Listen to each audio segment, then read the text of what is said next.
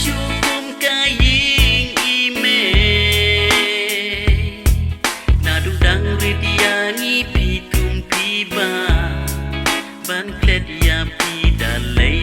ngamla jing sen jing kau hangi pila ai pitan lenti shala wei ba pernai jing jenjarna ka benta jongi pisha oh ban klet iaphi dalai ngamla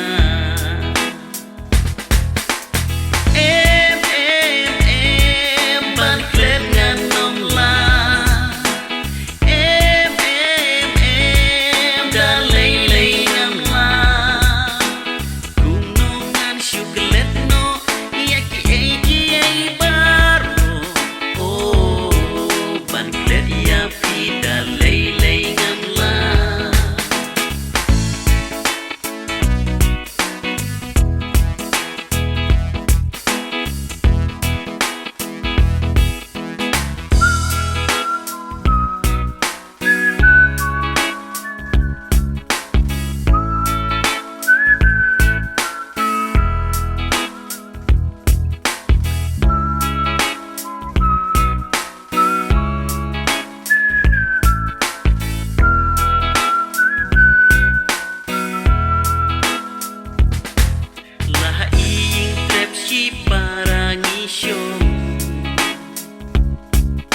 Langilong runa nong kendo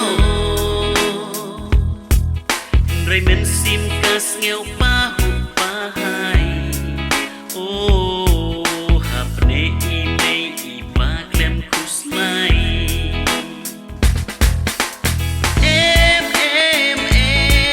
ban klet ngan nom la dalai ngam la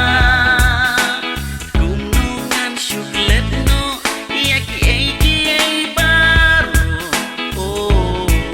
ban klet iaphi